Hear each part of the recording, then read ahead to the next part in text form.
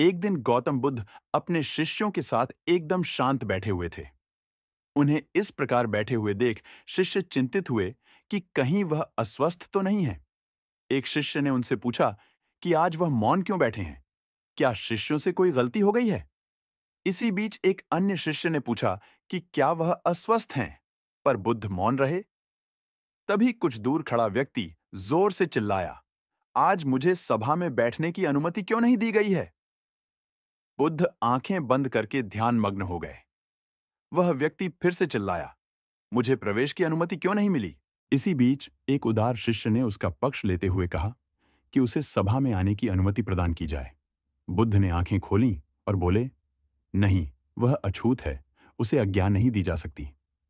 यह सुनकर शिष्यों को बड़ा आश्चर्य हुआ। बुद्ध उनके मन का भाव समझ गए और बोले, हाँ, वह अछूत है। इस पर कई शिष्य बोले, हमारे आश्रम में जात पात का कोई भेद ही नहीं, फिर वह अछूत कैसे हो गया? तब बुद्ध ने समझाया, आज वह क्रोधित होकर आया है। क्रोध से जीवन की एकाग्रता भंग होती है। क्रोधी व्यक्ति प्राय मानसिक हिंसा कर बैठता है। इसलिए जब तक वह क्रोध में रहता है तब तक अछूत होता है। इसलिए उसे कुछ समय एकांत में खड़े रहना चाहिए। क्रोधित शिष्य भी बुद्ध की बातें सुन रहा था। पश्चाताप की अग्नि में तपकर वह समझ चुका था कि अहिंसा ही मनुष्य का महान कर्तव्य व परम धर्म है। वह बुद्ध के चरणों में गिर पड़ा और कभी क्रोध न करने का प्रण लिया। शिक्षा।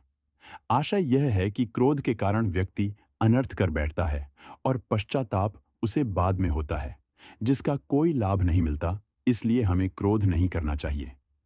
असल मायने में क्रोधित व्यक्ति अछूत हो जाता है और उसे अकेला छोड़ देना चाहिए।